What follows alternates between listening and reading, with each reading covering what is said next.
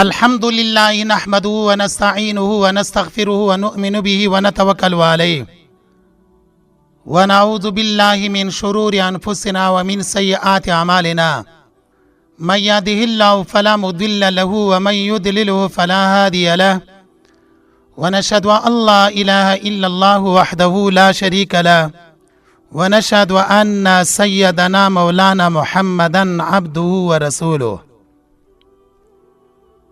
أما بعد فأعوذ بالله من الشيطان الرجيم بسم الله الرحمن الرحيم ألف لام ميم ذلك الكتاب لا ريب فيه هدى للمتقين.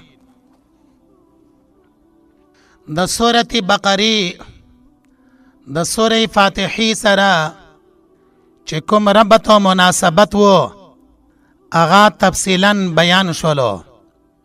دین ورسته د حروف مقطعاتو متعلقه مونږه مختصر خبره وکړله. هغه دا چې لکه مخکې مونږه بیان کړله یو کم 10 سورتونه داسې دي چې د هغې په اوله کې حروف مقطعات ذکر کړل شوي دي. په دې یو کم 10 سورتونو کې ما سوا د سورت بقره او د سورت فاتحینا نور چې څومره سورتونه دي هغه ټول مکی دي. مکرراتو په شمول سره حروف مقطعات دا تاویا جوړیږي. کله چې مکررات ترینه حذف شي نو بیا څوار لستی چې داغي مجموعه مونږ دارنګي بیان کړی و. نص حکیم قاطع له سر. بیا دغه حروف مقطعات په یو څو اقسامو کې تقسیم شوي دي. اول مفردات. دغه مفردات بیا 3 دي: صاد، قاف، نون. دویمه مرکب د 2 حروفنا لکه سوره طه کې دي طه، طاسین، حامیم، یاسین. دریمه مرکب د 3 حروفنا لکه الف لام میم، الف لام را، طا سین میم. دغه 3 واړو کلماتو کې حروف مقطعات 3 ذکر شوي دي. څلورم مرکب د 4 حروفنا چې د هغې دپاره مثال الف لام میم صاد، الف لام میم را. پنځم د 5 حروفونه چې مرکبي هغه کاف ها یا عین صاد. دا 5 اقسامو کې دوی تقسیم شوي دي. حروف مقطعاتو کې زمونږ عقیده دا ده اول چې دغه حروف مقطعات عبس ندي، حکمت ور پکشتا. دویمه عقیده زمونږ دا ده چې حروف مقطعات په کومو صورتونو کې ذکر شوي دي په هغه صورتونو کې به یي بل صورت ته د هغې منتقل کول جواز نه لري، حرام دی. لکه د سورې فاتحې په اوایلو کې په اول کې الف لام میم صاد یا الف لام میم یا په اول کې یاسین الفاظ نه څوک ویلی شي او نه جواز شته. دریمه خبره دا ده چې مقطعات د کومو سورتونو په اوایلو کې راوړل شوي دي یا د کلام په اوایلو کې چې راوړلی شي دا کار د فصحاو دی دا کار د بلغاو دی دا الله پاک په کلام کې هم چې کله حروف مقطعات ذکر شولا کفارو مشرکینو داغوی ادیبانو داغوی شاعرانو اعتراض ونه کړلی شولو چې دا څه دي او دا ولې ذکر کړل شوي دي بیا حروف مقطعات لکه څنګه چې بار بار مونږ بیان کړله څه د پاسه اویا یعنی اته اویا دي شعبې د ایمان کوم ته چې شعب الایمان ویل شوي دي هغه هم څه د پاسه اویا دي نو دا یو حکمت او یو فلسفه علماء کرامو بیان کړي ده کله چې مکررات ترینه حذف شي نو بیا حروف مقطعات څوارلس پاتې کیږي علما فرمایي چې اشاره ده دې خبرې دپاره څوک چې تفسیر لیکي او څوک چې د قرآن پاک تفسیر کوي د هغه دپاره د څوارلسو علومو زده کول ضروري دي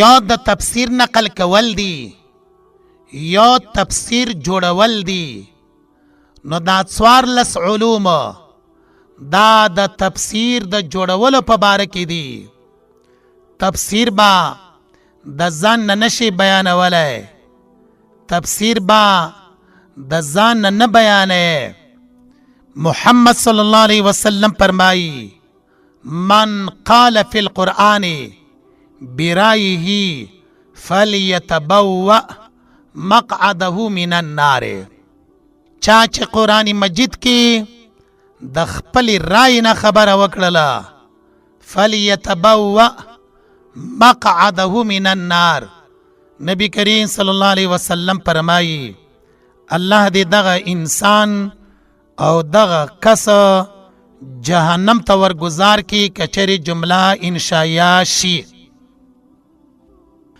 دارنګي کچری څوک د قرآن پاک تفسیر بیانوي او اتفاقی طور سره د تفسیر صحیح ښکاره کړلی شولو د تفسیر د اصول سره برابر شولو بیام دغه سړی په خطای باندې دی لکه رسول الله صلی الله علیه وسلم فرمائی من قال فی الكتاب برائه فاصاب فقد اخطأ چا چې په قرآن پاک کې د ځان نه خبره وکړله او د خبره ریشتونی شوله پیغمبر خدا صلی الله علیه وسلم فرمائی فقد اخطأ بیام دغه سړی په خطای باندې تللی دی خطا شوی دی ګناهګار دی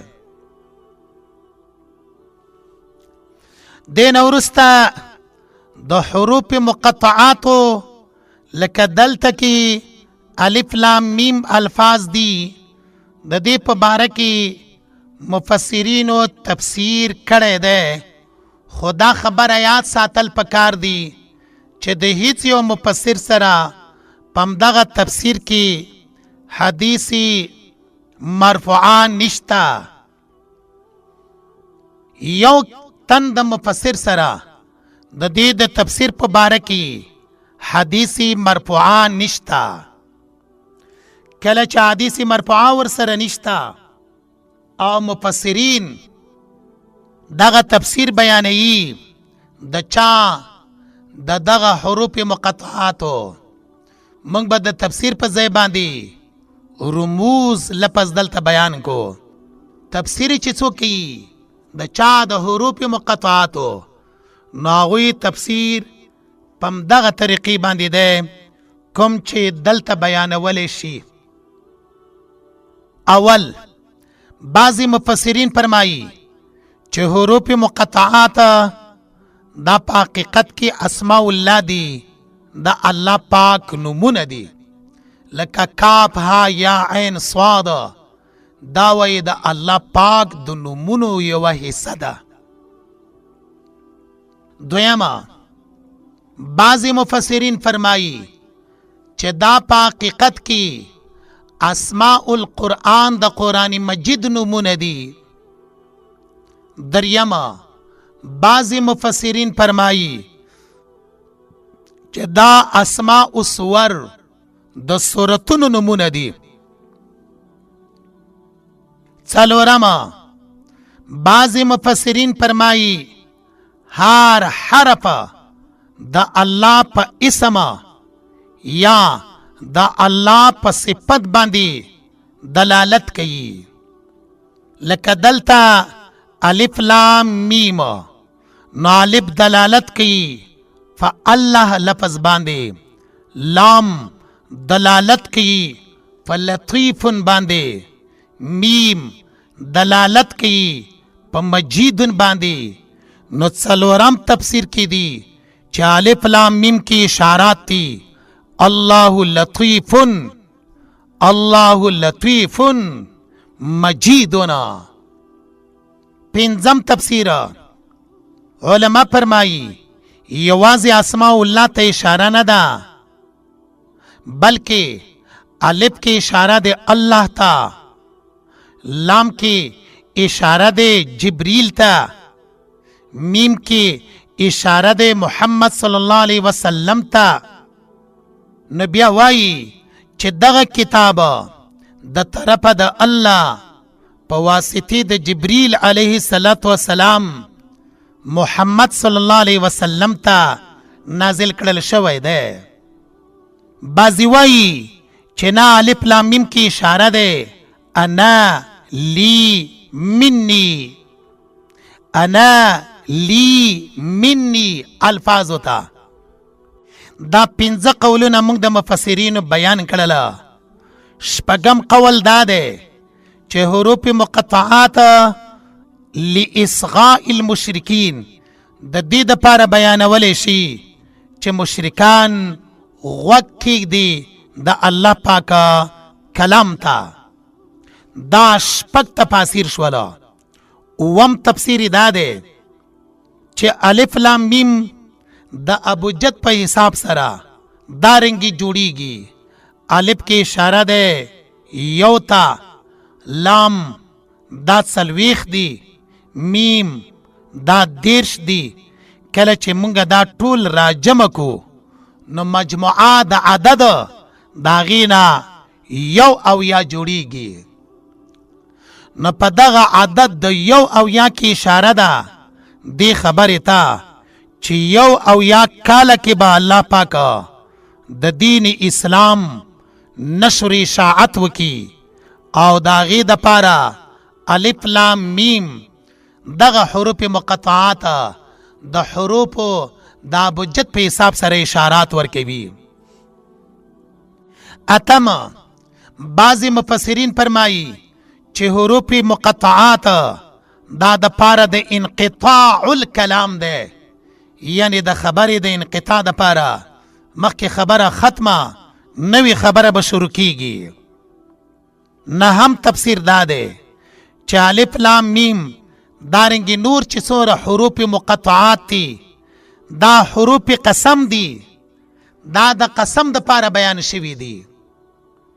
لسم، علامه وردی رحم الله فرمایي چې الف لام میم کی اشاره ده علم بكم هذا الكتاب، علم بكم هذا الكتاب.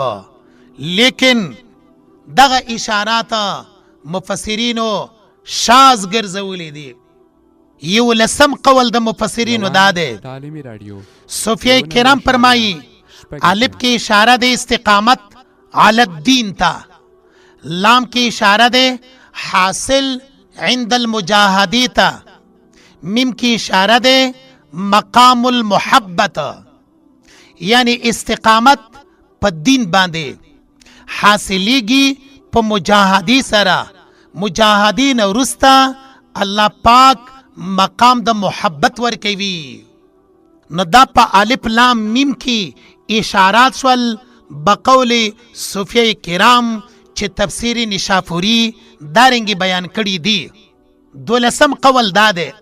الف دا د مبدا د مخارج نه ده، لام دا د وسط نه ده، میم د شفت نه ده. د مخارج په اعتبار سره الف مبدا د مخارج نه ادا کیږي، لام وسط د میز د مخارج نه ادا کیږي، میم شفت د شونډو نه ادا کیږي.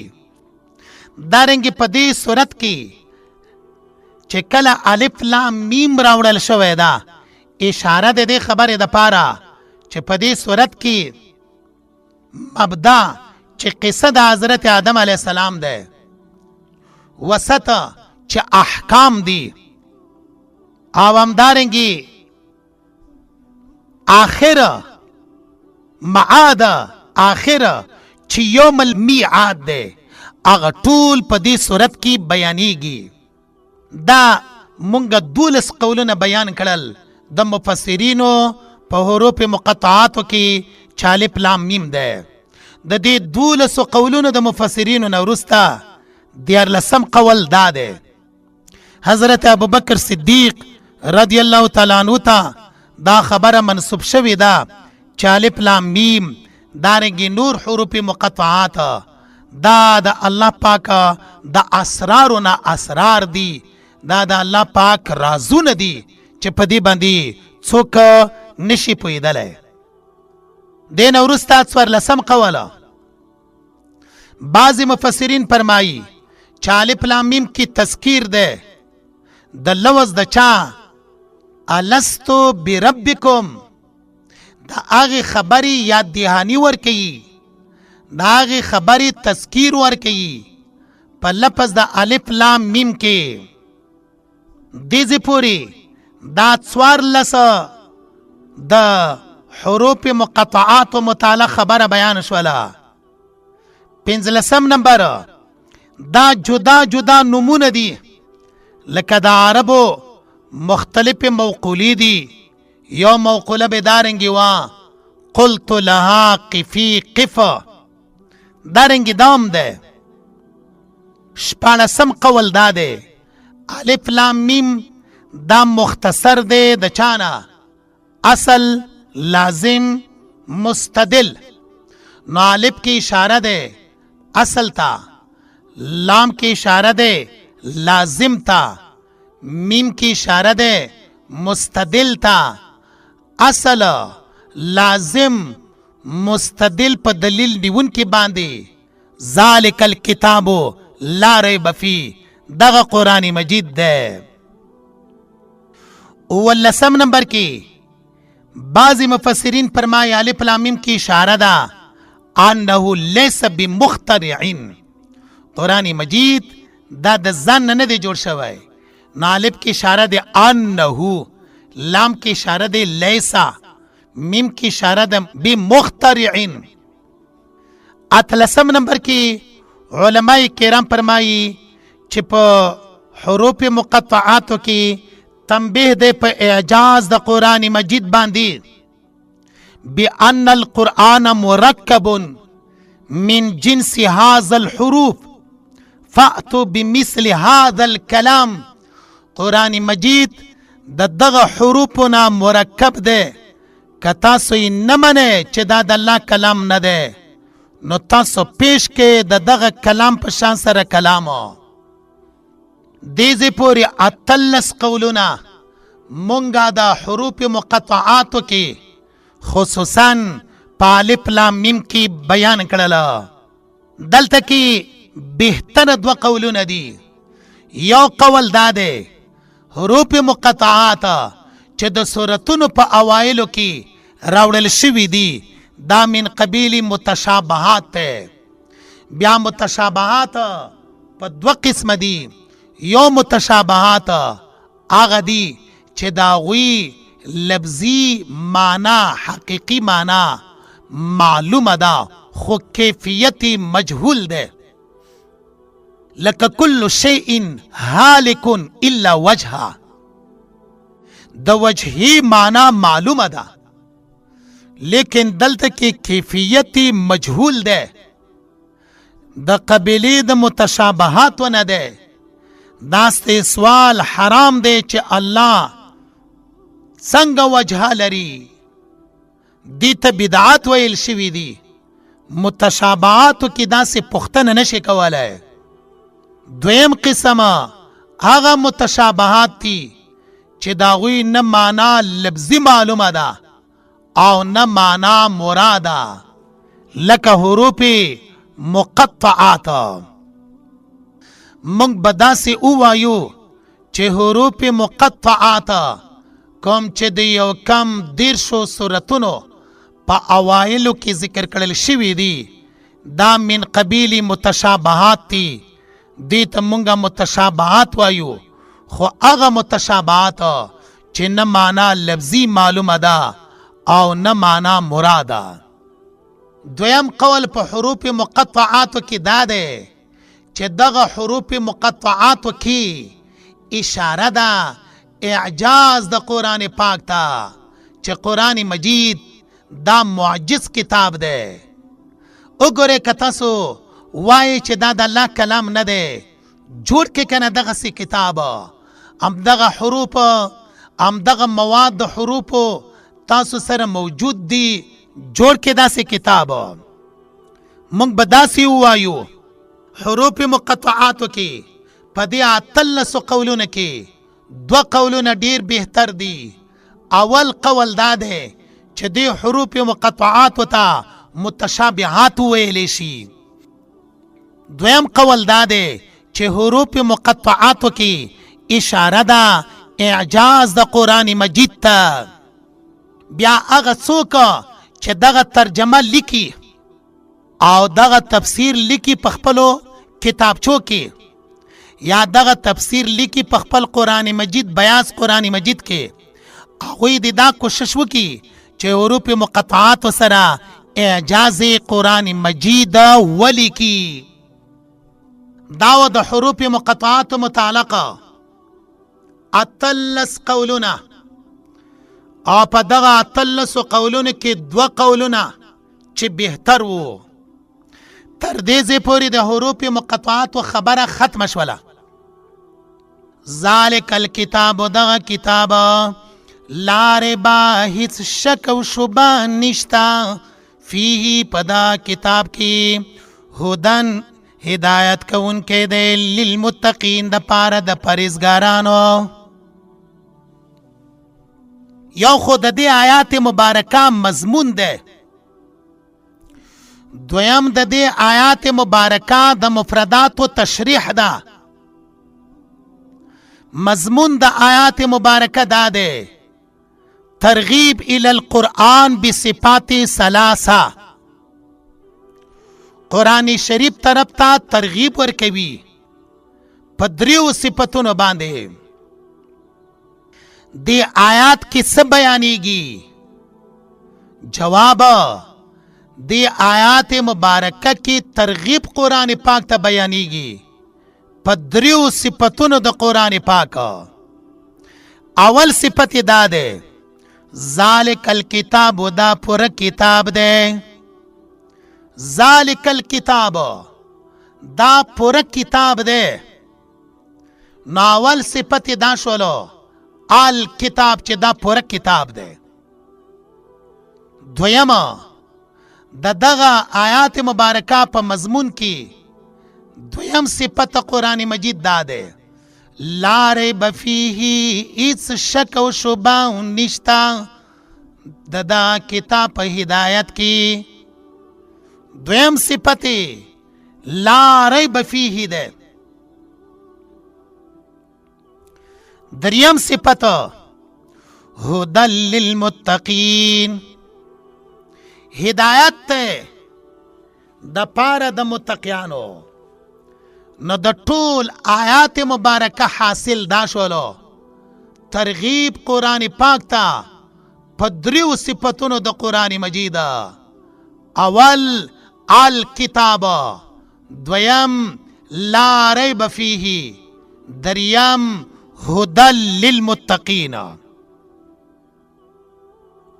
ترکیبی لحاظ باندې کله چې مونږ وګورو الف لام میم دا په معنا د المرکب من هذا الحروف مبتدا ده او لفظ د معجزون دای خبر ده مقدره. ذالک الکتاب دا پورا کتاب ده. دلته لفظ د ذالک ذکر شوی دا، تفسیر کې لفظ د ذالک را اخلو. اول خبره کوو په لفظ د ذالک سره، اول تفصیل کوو د لفظ د ذالک. نو رازو لفظ د ذالک ته سوال دا راځي چې ذالک دا اسم اشاره ده، د دې اسم اشاری د پاره مشار الیه څوک ده؟ د دې اسم اشاری د پاره مشار الیه څه ده؟ کوم یو شی د دغه اسم اشاری مشار الیه ده؟ لکه مونږ وایو پښتو کې دا، نو لفظ د دا سره خو اشاره کوو یو شی ته، هغه زمونږه مشار الیه وي. نو ذالک دا اسم اشاره ده، مشار الیه څه ده؟ د دې خبرې جواب دا ده چې یو د دې اجمالی جواب ده، دویم تفصیلی جواب ده.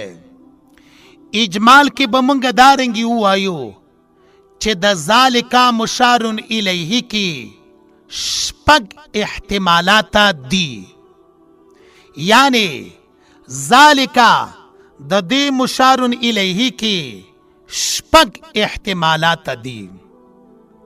دا شولو اجمال. رازو اوس تفصیل ته.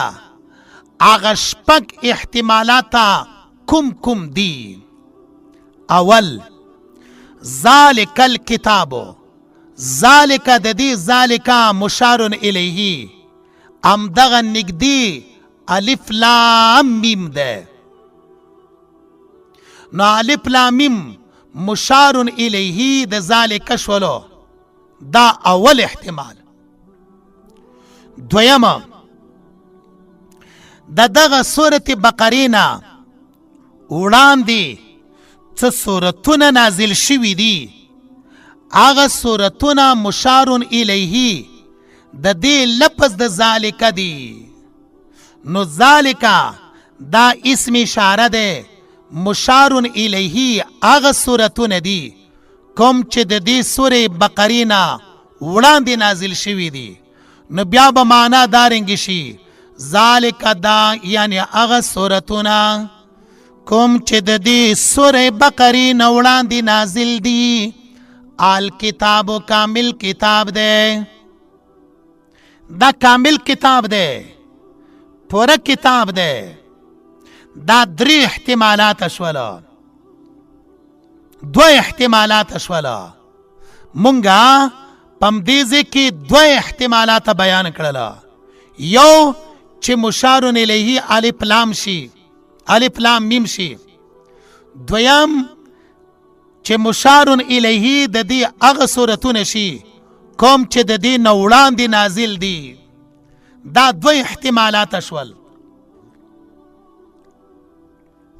دریم احتمال د دې اسم اشاری دا ده، سورت مزمل کې الله پاک خپل نبی ته فرمایلی وو انا سنلقی علیک قولا ثقیلا.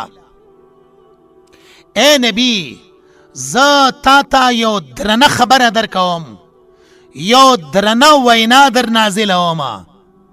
نو ذالک الکتاب کې اشاره ده هغه قول ثقیل تا. نو بیا بدارنګ شي ذالک دا یعنی هغه قول د الله پاک چې نبی ته ویلی وو، نبی ته فرمایلی وو انا سنلقی علیک قولا ثقیلا. هغه قول ثقیل ذالک الکتاب لا ریب فیه، دا پورا کتاب ده. دیزی پوری دا 3 احتمالاتا مونگا بیان کړل. څلورم احتمال د مشارون الیه په اعتبار سره دا ده انبیاء کرامو د دغه کتاب خبر ورکړی و. نو ذالک الکتاب کی اشاره ده آغا خبر د انبیاء کرامو ته چې د قرآن مجید متعلقی ورکړی و. دا 4 احتمالات شول. 5م احتمال د مشارون الیه په ذالک کی دا ده لوح محفوظ کی چې کوم کتابی شکل د قرآن پاک ده آغی ته اشاره ده په لفظ د ذالک سره، ذالک الکتاب لا ریب فیه. 6م آخرنی احتمال د ذالکا په مشارون الیه کی دا ده بحر محیط والا فرمائی چې دلته کی مشارون الیه صراط مستقیم ده. دارنگی بشی ذالک الکتاب لا ریب فیه، اغا صراط مستقیم دغه کتاب ده لا ریب فیه چې هیڅ شک او شبهه نشته په ده کې. لا ریب فیه هیڅ شک او شبهه نشته په چا کې په دغه قرآن مجید کې. دیزه پوری د ذالکا الفاظو د پاره مشارون الیه مونږ بیان کړله په 6 احتمالاتو سره. بیا سوال راځي چې قرآن مجید ته لفظ د الکتاب سره ولی خطاب وشولو، ولی تعبیر وشولو په لفظ د الکتاب سره؟ جواب د دې خبره د پاره دا ده چې کتاب اسم جنس ده، مراد ترنه فرد کامل ده. مونږه ترجمه بار دارنګي وکړله. ذالک الکتاب دا پورا کتاب ده لا ریب فیه هیڅ شک پکې نشتا. نو دی قرآن مجید ته کتاب ځکه وایي چې لفظ د کتاب کی کاف ده، تا ده، با ده.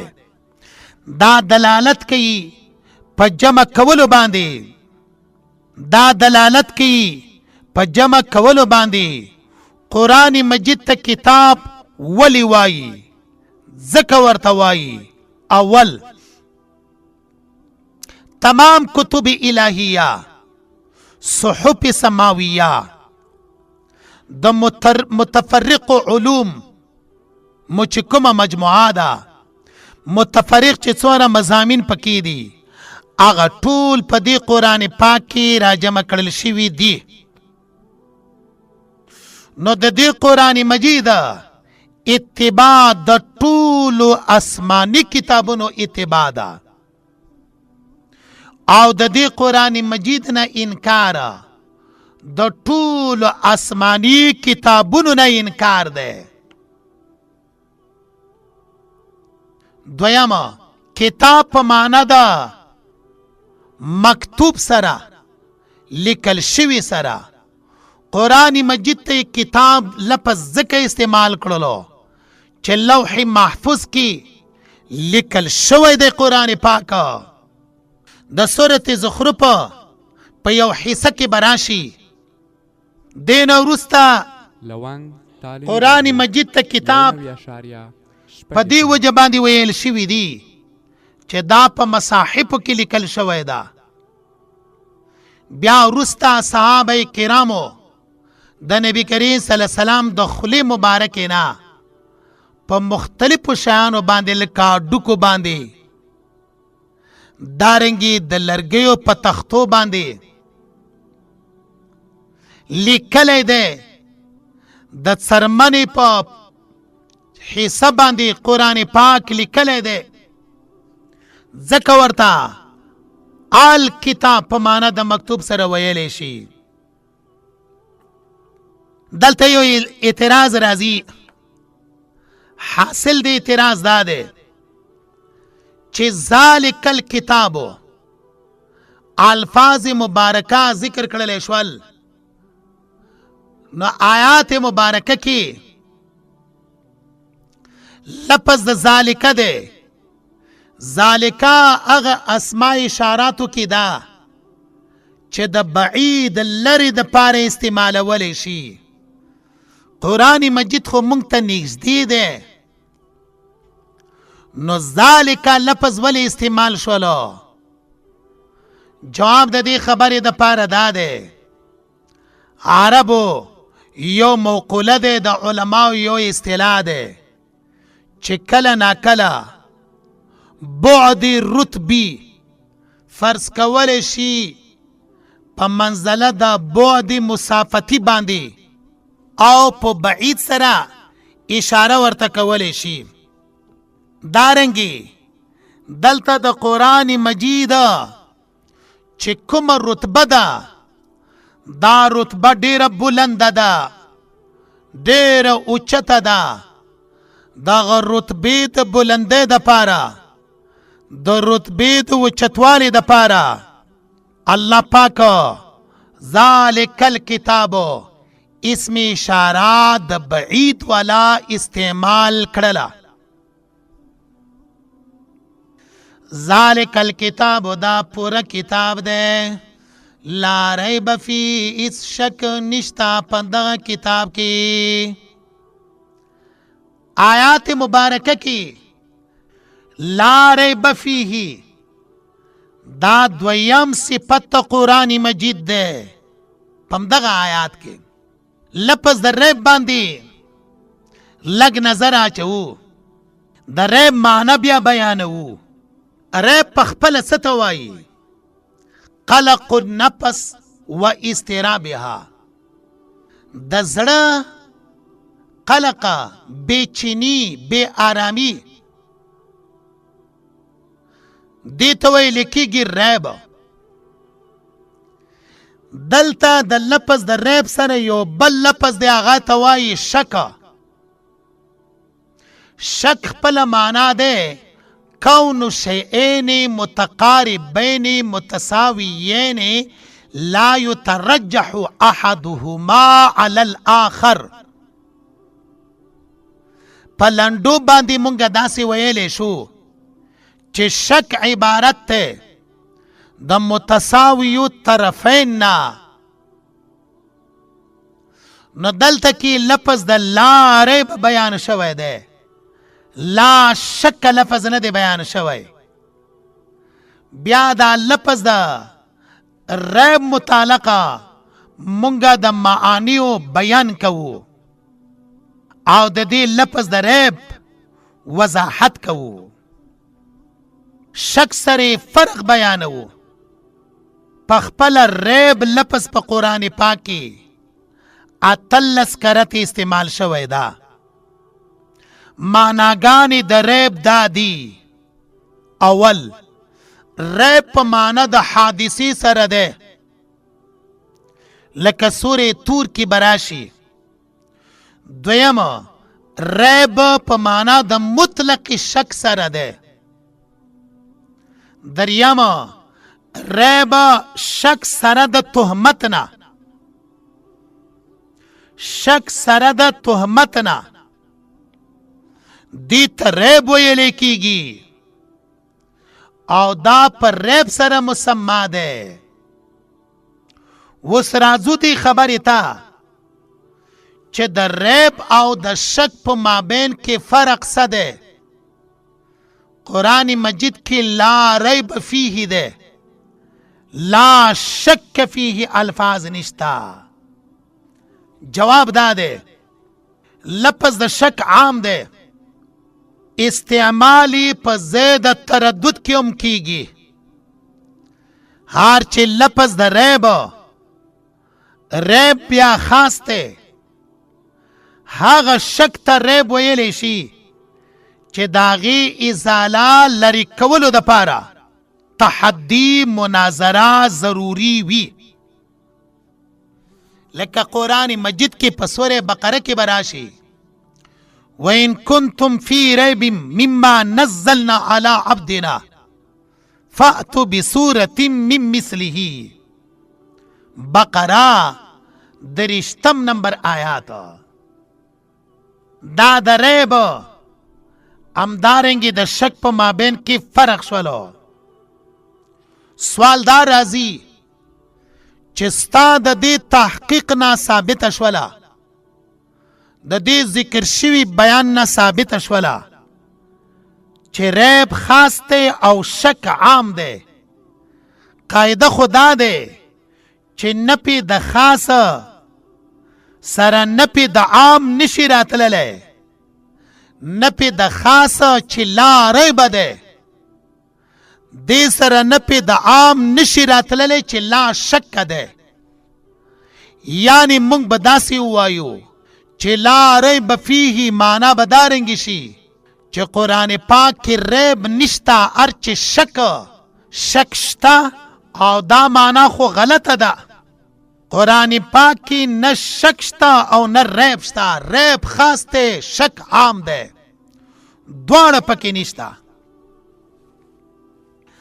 د دې دپاره جواب دارنګې کړی د مفسرینو چې دلته کې ذکر د خاص دی لا ریبه، مراد ترېنه عام دی لا شکه چې شک پکې نشته. او دا خبره ځکه کوو چې قرآن مجید دا د ریب او دارنګې د شک نه پاک دی، نه ریب پکې شته نه شک پکې شته. سوال دا راځي چې قرآن پاک لا ریب فیه د ریب او د شک نه پاک دی، سره د دې خبرې نه چې ریب کوونکي شک کوونکي خو موجود دي. څنګه الله جل جلاله د قرآن پاک په صفت کې فرمایي لا ریب فیه؟ جواب د دې خبرې د پاره دا دی چې مرتابین دای په منزله د غیر مرتابینو ګرځولي دي، یعنی دا شک کوونکي یې دا په منزله مرتبه د نه شک کوونکو ګرځولي دي، ځکه چې قرآن پاک د دوی د ټولو شکوک ازاله کوي، د ټولو شکوک ازاله کوي. دا یو جواب شولو. دویم جواب ته دغه اعتراض نه دا دی چې قرآن مجید کې خو لا ریب فیه نپی د ریب ده د قرآن پاک نه، چې قرآن پاک کې ریب شک نشته. داسې خو الله پاک نه دی فرمایلی چې قرآن پاک په باره کې مرتابین شک کوونکي نشته. یعنی دای فرمایلی دی چې قرآن پاک محل د ریب او د شک نه دی. دای نه دی فرمایلی چې د قرآن پاک په باره کې شک کوونکي همدارنګې مرتابین نشته. او دا غټ فرق دی چې نه پې د ریب کړې ده نه پې د مرتابینو یې نه ده کړې. دا تر دې ځای پورې لا ریب فیه آیات مبارکه تفسیر شولو.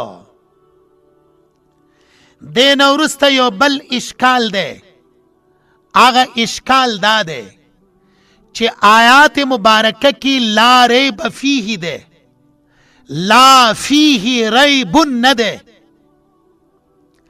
آیات مبارکه کې د ریب نه وروسته فیه دی، دا فیه مخکې شوی نه دی پر ریب باندې. لا فیه ریب نه دی بلکې لا ریب فیه دی. جواب دا دی چې دلته کې حصر مقصود نه دی، یعنی دا خبره نه کوي چې شک او شبه صرف په دې قرآن مجید کې نشته، نورو کتابونو کې به شک او شبه وي. یعنی نپی د ریب د قرآن مجید نه خو یې وکړله، خو دلته دا خبره ده چې حصر د ریب نفین په دې ځکه نه دی مقصود چې صرف په دې کتاب کې ریب نشتا په نورو کې به وي. دا اخرنی اعتراض د لفظ د لا ریب فیه متعلق و چې لا فیه ریب الفاظ مبارکه ندی، لا ریب فیه دی او داغي جواب وکړلی شولو. دا و تر دې پوری د سورة بقره د اولنی آیات مبارکه د الف لام میم جمله مبارکی دارنگی د ذالک الکتاب جمله او لا ریب فیه دو صفتونه د قرآن پاک بیان شولا. آئنده صفت د قرآن پاک په دغه آیات کې هدل للمتقین هغه به په آئنده درس کې وایو، خو موږ د دا کوشش وکړو چې مضمون د آیاتونو مبارکو دا ضرور به ضرور ولیکو د پاره د دې خبرې چې موږ ته یاد پاتې شي او آئنده کې بیا موږ خپل د تفسیر نه استفاده او نور ته د تفسیر نشر اشاعت وکړو. الله دې موږ د دغه لوی خدمت په باره کې موافق ولري او الله پاک دې موږ ټول ته توفیق نصیب کړي چې خدمت قرآن پاک په خپل وس مناسب چې څومره زموږ نه کیږي هغه وکړو. واخر دعوانا ان الحمد لله رب العالمین.